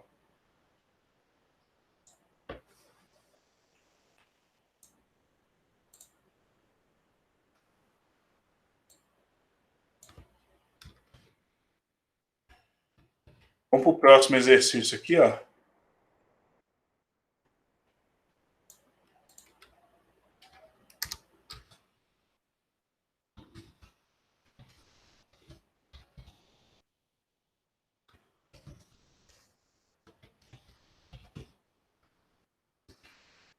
A partir, então, que a soma, o algoritmo de soma a partir de uma base de dados externa. O algoritmo vai ser, bem dizer, a mesma coisa. O diferencial aqui é que a gente vai ter aqui O diferencial é que agora a gente vai ter aqui o acesso aqui de uma base de dados externa. Então vamos lá, como que isso aqui poderia ser feito então?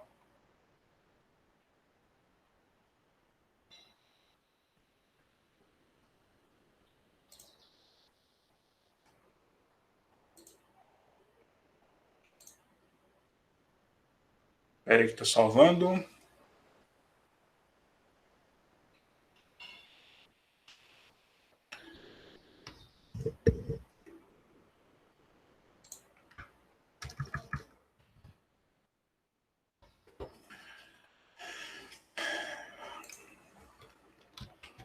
Vou chamar isso aqui, ó, de arquidados. É o arquivo dos dados. Aí aqui eu vou abrir aqui aspas. Vou colocar um Rzinho aqui, que é o modo de leitura aqui desse caminho que eu vou colocar aqui. Aí eu tenho essa base de dados aqui, ó.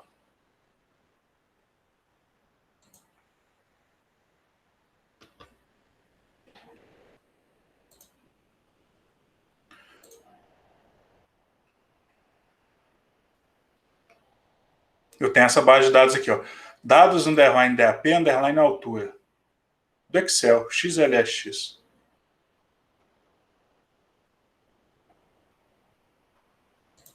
Então aqui eu tenho um código da árvore, aqui eu tenho o DAP, aqui eu tenho a altura. Tá? DAP e altura. E o código da árvore aqui eu tenho 250 elementos. Aqui tem 251 porque tem um índice lá inicial. Eu vou computar o volume e depois eu vou somar o volume de cada um desses elementos aqui. Mas antes disso eu tenho que importar. Aí para importar, gente, existem algumas maneiras de fazer isso. Eu posso fazer assim, ó. Vou colocar aqui o caminho aqui, ó. Ctrl C. Vou colocar o caminho aqui. A gente já usou algo semelhante para importar aquele arquivo TIFF, né? Da aula de condicional. Aqui eu vou colocar uma barra invertida. E aqui eu vou vir aqui com o botão direito e vou vir aqui em renomear, só para copiar certinho aqui, todo o nomezinho aqui, ó. E vou colocar aqui no final. Então, esse seria a sequência, o caminho a ser seguido aqui, né? Aí eu vou salvar isso aqui. Isso aqui, na verdade, aqui é um texto, né? Tá entre aspas aí. Mas que eu vou usar isso aqui para leitura do meu arquivo. Aí, para ler meu arquivo, gente, a gente vai usar essa biblioteca aqui, ó. Import pandas PD. Então, aqui eu vou importar a biblioteca pandas, que é muito utilizada. Quem se lembra da primeira aula, eu falei dela. Que é uma biblioteca muito importante do Python, e eu vou dar um apelido para ela. Eu vou importar ela como PD, de Panda, só para ficar mais simplificado. Aí eu vou vir aqui agora, ó. Aí eu vou vir aqui em dados, vou chamar de dados, eu vou vir aqui em PD, aí eu vou colocar aqui, ó, read, de leitura, né, underline, Excel. Ou seja, ele vai ler do Excel para mim. E aqui eu vou colocar o nome do arquivo. Aqui eu vou colocar o nome do arquivo. Aí eu vou pedir para ler que vai dar um erro, quer ver? Ó? Tá. Executei aqui, importei a biblioteca. Ah, tá. SPD. Vou dar esse apelido aqui. Importei a biblioteca, vou ler. Aí ele deu um erro, ó. Aí ele fala que arquivo XLSX não é suportado. Essa biblioteca aqui, por padrão, ela lê arquivo XLS e outros tipos de arquivo do Excel também, mais antigo. Mas se você quer por exemplo, utilizar isso aqui para ler arquivo do Excel, aí você tem que usar essa biblioteca aqui, ó, que a gente chama ela até aqui pela própria função do Pandas mesmo, que é a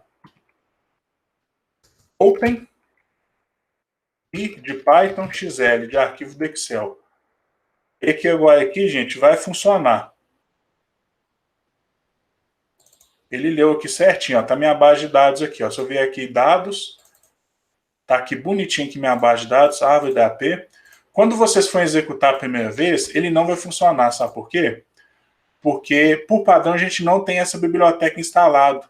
mas aí a gente vai aproveitar porque é uma ótima oportunidade para a gente instalar essa biblioteca. A gente usa ela porque a gente trabalha com arquivo do Excel o tempo todo.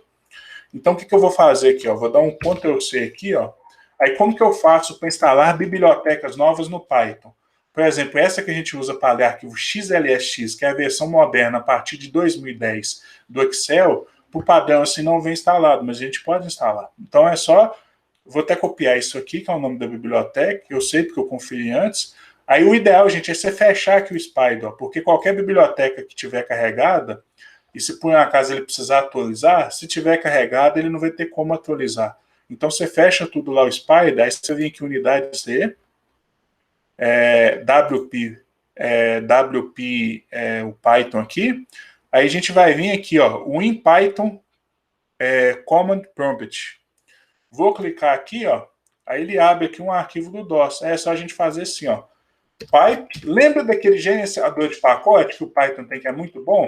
Aí você digita assim, ó, pipe, install, de instalar, e o nome da biblioteca, Ctrl V aqui, ó. Aí ele vai instalar, ó. Aí ele vai buscar lá da internet, ó. Aqui ele já fala que já está satisfeito, ó, que eu já tenho instalado. Aí aqui dá só um aviso que eu tenho que atualizar aqui uma biblioteca, eu não vou fazer isso agora, mas o meu aqui requerimento já está satisfeito. O de vocês não vai estar. Aí ele vai instalar. Aí vai instalar bonitinho. O meu ele não instalou porque eu instalei isso aqui ontem ou anteontem, se eu não me engano. Então já está instalado. Aí vou abrir aqui o Spider de novo, aí o de vocês vai funcionar. Então essa é a forma de instalar bibliotecas no Python. A gente pode instalar de qualquer biblioteca. Ah, eu utilizo o Anaconda. No Anaconda, você pode vir aqui, ó. Por exemplo, eu tenho o Anaconda instalado aqui também, ó. Aí vocês vão vir aqui, ó, Anaconda PowerShell Prompt. Aí ele abre o prompt, só que em vez de pip, é só utilizar conda. Conda, install e o nome da biblioteca. Aqui eu acho que eu não tenho instalado, aí ele vem instalar. Ó. Aqui no Anaconda. E funciona pipe também aqui no Anaconda. Aí ele está buscando lá na internet, né? Mas enquanto ele vem instalando, eu vou tocando o barco aqui. Mas a partir daí vocês vão conseguir ler o arquivo. Aí deixa eu só executar isso aqui de novo, que eu fechei, né? Então tá aqui. Aí tá lá bonitinho os meus arquivos.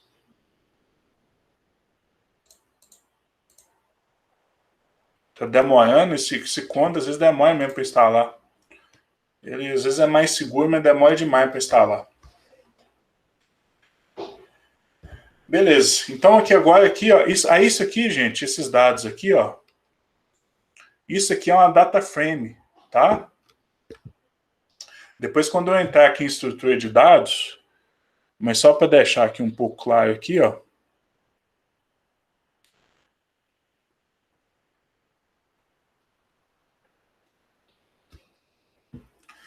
Isso aqui, por exemplo, aqui no Python, eu tenho diferentes formas de armazenar aqui essa sequência aqui, ó.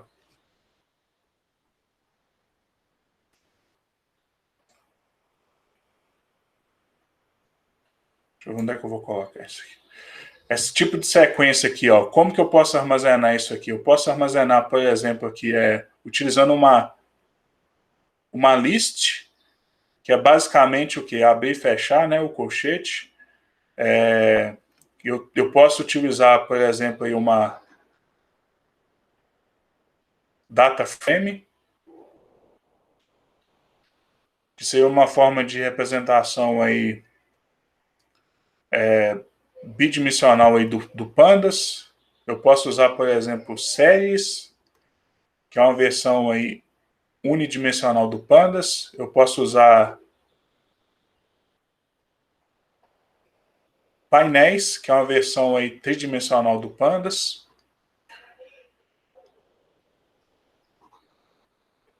Isso aqui do Pandas, né? Isso aqui já vem instalado aí com Python. E eu posso usar, por exemplo, aqui também uma estrutura que se chama array. Isso aqui é uma tradução para isso aqui, seria conjunto. De uma dimensão seria um vetor, duas dimensões seria uma matriz, e n dimensões seria um array. Isso aqui a gente vai encontrar numa biblioteca que se chama NumPy. A gente vai ter a oportunidade de trabalhar com essas estruturas de dados aí. Mas tudo isso aqui, ó, são utilizados para armazenar estruturas sequenciais, tá? Então aqui eu tenho pandas aqui, bidimensional, que eu utilizo para armazenar estruturas aí bidimensionais. Aqui para a gente avançar muito, para não passar muito da hora, como que então a gente acessa elementos aqui, ó, por índice aqui no Pandas? A gente tem indexação aqui no Pandas aqui, ó. A gente tem algumas alternativas. Na aula de hoje eu vou trazer a mais básica, tá? Que é, por exemplo, assim, ó, Pandas. Aí aqui eu coloco aqui o 8. Isso aqui é para acessar e escalar, tá? Aí eu quero acessar a primeira linha. Qual coluna que eu quero acessar? Vamos acessar DAP? É só colocar aqui assim, ó, entre aspas, aqui o nome da coluna, ó, DAP. Primeiro elemento de DAP, que é 16,3, né? Tá lá. Segundo elemento. Segundo elemento aqui de DAP. Tá lá. 16,5. Ah, eu quero acessar o quinto elemento, só que de altura. Tá lá, 27,5. Quinto elemento. Ah, nem apareceu aqui, né? Ah, você quer ver todos? Você pode ver aqui, ó. O quinto elemento aqui.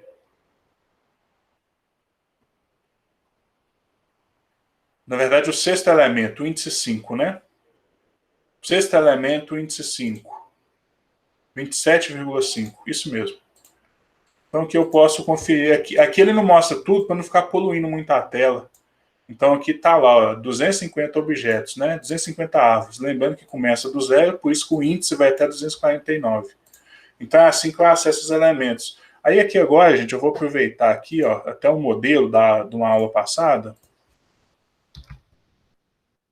Esse modelinho aqui, ó, que a gente utilizou na aula, acho que na aula 2. Foi na aula 2?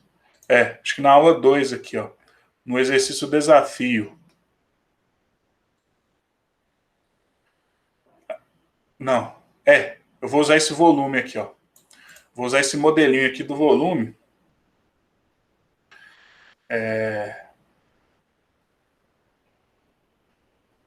Vou usar esse modelinho aqui do volume aqui para me estimar o volume.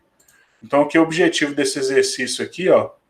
Eu vou estimar o volume a partir de altura e diâmetro e vou somar. Então, aqui, primeira coisa, como que eu faço aqui para executar aqui esse procedimento aqui, né? Deixa eu colocar aqui. Lembrar de substituir isso aqui. É que o DAP é elevado a 1,8. E aqui, altura. Vou dar aqui também, altura.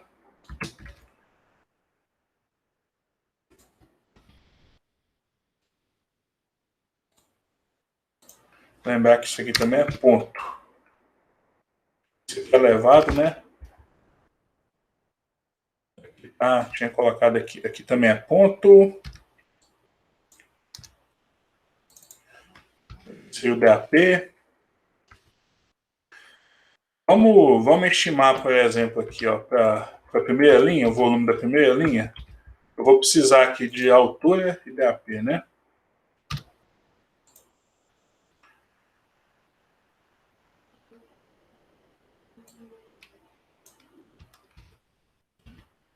Primeira linha, isso aqui.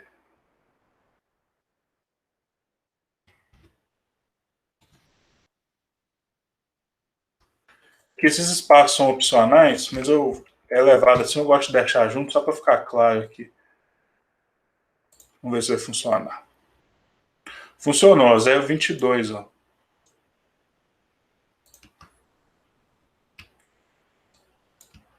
Se eu pegar isso aqui, né? Só para conferir, substituir aqui pelos primeiros elementos, ó, 16,3. E esse aqui, 25,3.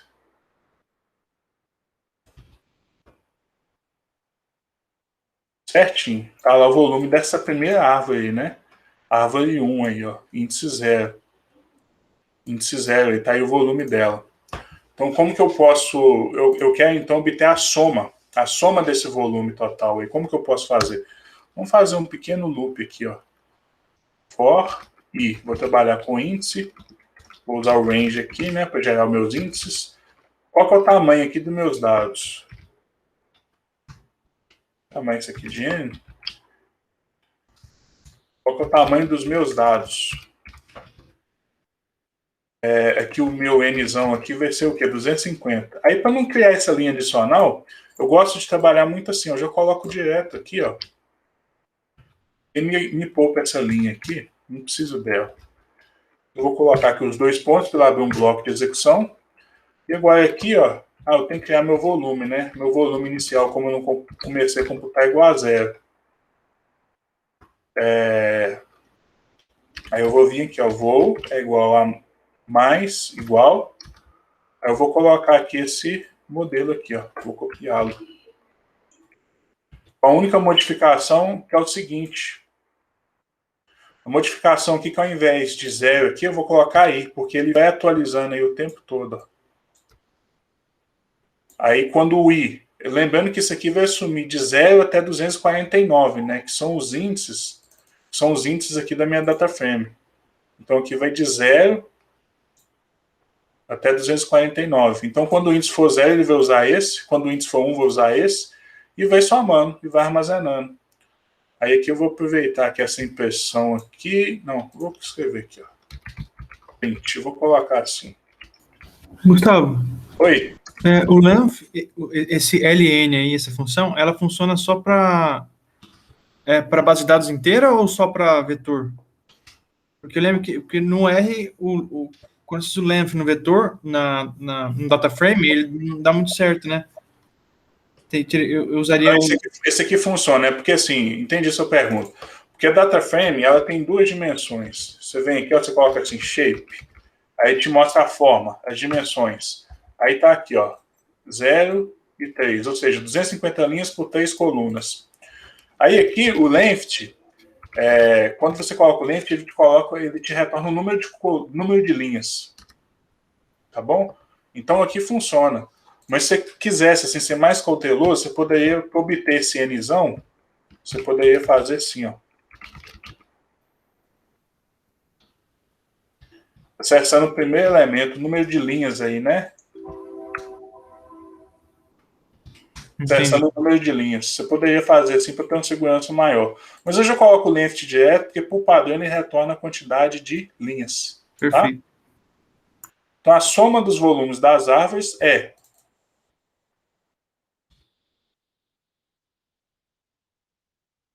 91. Posso até arredondar aqui. Colocar umas 2 casinhas decimais aí. Posso até colocar um metro cúbico aqui no final, só para ficar mais claro. Beleza, a soma dos volumes das árvores é 91,29. Então, acessando aqui minha data frame por indexação. Aí aqui tá, aqui detalhe, né? Uma forma de, até pegando um gancho aqui com a Rebeca.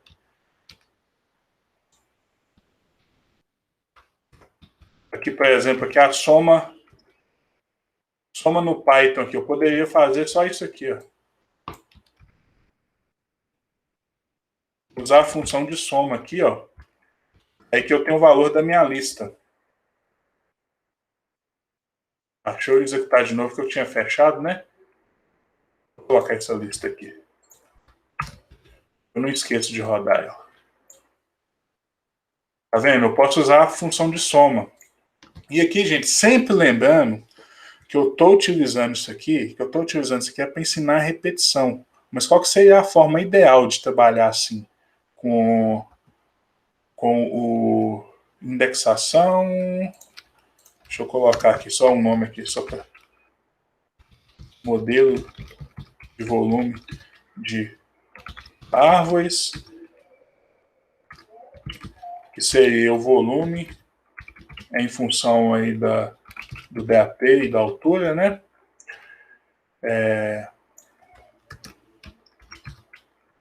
Então, isso aqui seria a solução via loop.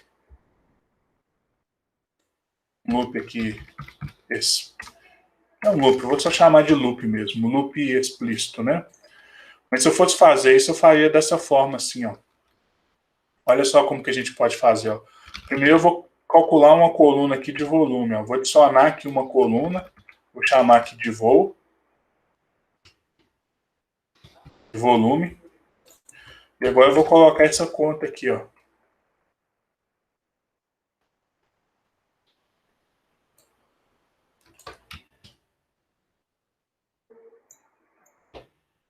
Olha só como é que o Pandas é bem bacana.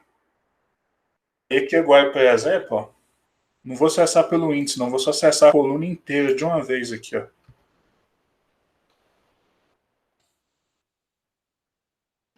DAP. Vou acessar a coluna inteira de uma vez aqui, ó. Altura. Olha só o que esse comando faz aqui, ó. Só esse aqui primeiro, né?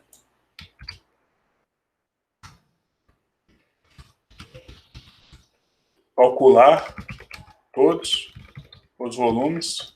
Olha só, sem usar loop nem nada, ó. Aí, ó. Calcular todos os volumes, ó. De 0 até 249. Ele não mostra todo, mas estão todos aí, ó. O length aí, ó. 250. Tá aí todos os meus volumes, ó. 22,64, né? Se a gente for retornar aqui, ó, aquele primeiro que a gente computou, 22,64. Então ele computa. Isso aqui, gente, se chama vetorização. Isso aqui é uma operação vetorizada, utilizando o paradigma imatricial ou vetorizado. Então aqui ele vetoriza, é como se fosse no próprio Excel aqui, ó. Vamos fazer no Excel, como se fosse no próprio Excel.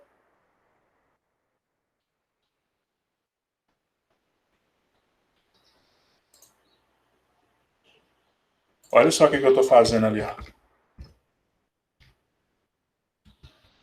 Aqui eu vou só mudar para vírgula, né? Que meu Excel está configurado com vírgula.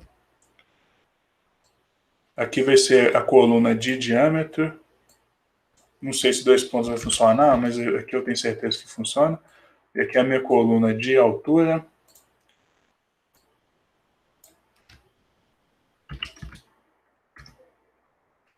Ah, esqueci de colocar vírgula aqui. E vírgula aqui. Beleza, estava 22,64, né? Quer um processo de repetição para a linha toda? 2 cliques, arrastou até o final. É isso aqui que essa linha está sendo feita aqui, gente. Então, um processo vetorizado. Ó. Ele está aplicando a vetorização. E isso, gente, é o Pandas e o NumPy que funciona. Na lista, isso aqui não funcionaria, tá? Na lista convencional aqui do Python, criando assim, ó, ele não suporta essas operações vetorizadas. O R é interessante, porque por padrão ele já suporta essas operações vetorizadas. O Python é só com algumas bibliotecas, como a NumPy, a Pandas, SymPy. E agora aqui seria para calcular. Eu já vou criar aqui, para criar uma nova coluna. Minha base de dados aqui tem 3 colunas, eu vou criar um adicional aqui que se chama volume. Ô, Gustavo. Tá aqui volume agora. Pode perguntar, Rebeca. Na prática, assim, tem alguma diferença entre, por exemplo, usar o for e essa parte que você falou de vetorizar, tipo, no armazenamento dos dados? Tem. Para outra coisa e tal? Assim, no armazenamento não, Rebeca. Mas tem 2 diferenças que eu acho fundamental. Primeiro, porque eu acho assim, é muito mais simples e muito mais claro usar essa operação vetorizada do que o loop. Primeira coisa, então é mais fácil para o programador você utilizar essas operações vetorizadas. E outra questão também, ela é mais eficiente computacionalmente, certo? Ela é mais eficiente computacionalmente, porque isso aqui tudo é executado de uma única só vez, e isso aqui foi implementado em linguagem de programação extremamente eficiente, como, por exemplo, linguagem de programação C. Por trás do Python vai ter um procedimento extremamente eficiente implementado numa linguagem de baixo nível, como o C, por exemplo. Aqui eu estou usando o processo de repetição do Python, que tende a ser menos eficiente. Então, mas então só tem benefício. É mais fácil para o programador, é mais claro e ainda é mais eficiente, só que tem um detalhe. Isso aqui é muito engessado. tá? Então, conforme o procedimento que você está executando, fica muito difícil de vetorizar, você entendeu? Então, isso aqui é geral, eu consigo resolver praticamente qualquer problema com o loop for. As operações vetorizadas, elas tendem a ser mais engessadas, e a gente vai ter oportunidade de resolver exercícios mais complexos. Então, assim, esse exercício aqui é muito simples, tá? O objetivo aqui não é nem ensinar como que aplica o modelo, não é nem ensinar a fazer soma, é só ensinar o processo de repetição. Então, assim, quando for um procedimento simples, operação vetorizada. Sempre que possível, operação vetorizada, como está aqui, ó. Como está aqui. Ah, não é possível? Não tem como vetorizar? Loop. E com loop você resolve qualquer coisa, em qualquer linguagem de programação. Ah, tá faltando só uma coisa aqui, né? A soma. O volume aqui, ó. Vou chamar de voo aqui, ó. Aí vai ser dados. Vou colocar isso aqui, ó. Para repetir. Ponto soma. Deixa eu ver se vai funcionar aqui. Funcionou a soma total, né? Tinha dado aqui 91,29, não é isso?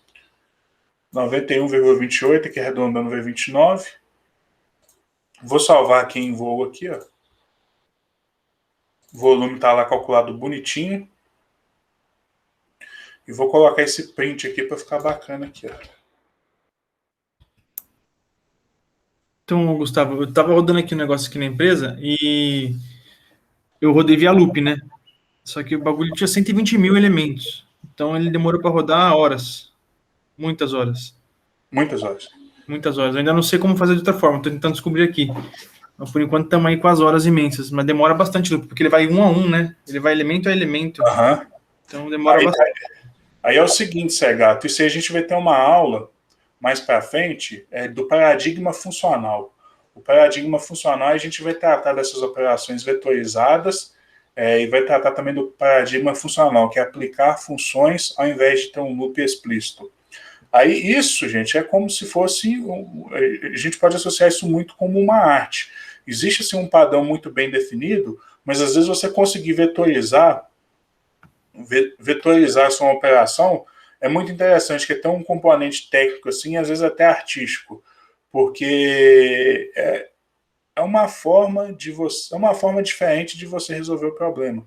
Então, assim, no princípio, quando eu comecei a programar, eu era péssimo em vetorizar as operações. Então, cada vez mais eu estou aperfeiçoando isso. Então, hoje, assim, é raro o procedimento assim que eu não consigo vetorizar. Tem algumas características assim que às vezes fazem com que se torne praticamente impossível, muito difícil ou muito complexo. Mas, em geral, assim, eu estou cada vez melhor em vetorizar. Mas isso foi ao longo do tempo. No princípio, assim, eu era péssimo, eu não conseguia enxergar as coisas. Aí depois, quando você começa a pensar dessa forma, aí facilita. Então, assim, via de regra aqui, o loop for você resolve qualquer problema de forma fácil. Vetorização, você resolve os problemas simples de forma fácil, rápida, mas se aumentar um pouquinho o nível de complexidade, a gente pode ter dificuldade, porque pode se tornar complexo. Tá bom, gente? Então, aqui a aula de hoje, não se esqueçam de instalar essa biblioteca, tá? Para importar o arquivo bonitinho aqui, ó, XLSX. Lembrando que no R, quem está habituado a trabalhar com R, tem que vincar manualmente e mudar isso aqui para barra dupla, mudar isso aqui para barra dupla, ou então mudar isso aqui para barra invertida. No Python não precisa, tá? Pode colocar o valor copiado direto aqui do diretório, só não pode esquecer de colocar esse Rzinho aqui na frente da cadeia de caractere do texto, porque ele vai importar bonitinho. E aqui a gente vai começar cada vez mais se aproximar da prática, né? Então, na aula que vem aqui, ó, então observe que a gente aprendeu a acessar uma sequência, mas os nossos resultados aqui é o quê? Nosso resultado aqui é isso aqui, ó. Um valor. Então, na próxima aula, a gente vai aprender a trabalhar com situações em que a gente precisa retornar mais de um objeto também.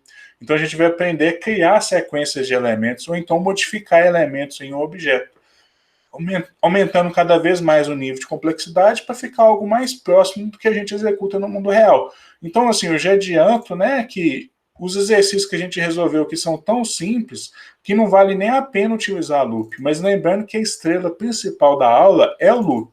Tá? Então aqui a gente está aprendendo a usar loop. Porque eu poderia trazer algo mais sofisticado, mas só que ia mudar o foco. Aí é mudar o foco para esse problema mais sofisticado ao invés do problema de repetição. Então aqui eu trago assim, um problema que é muito simples, que todo mundo sabe somar, porque eu tenho certeza absoluta que o foco vai ser 100% no processo de repetição. Apesar de não ter aplicação nenhuma, o foco principal aqui no processo de repetição. Desculpe ter demorado muito além do tempo, eu já vou encerrar aqui a gravação, mas vocês podem ficar à vontade aí para fazer pergunta, tá bom, gente?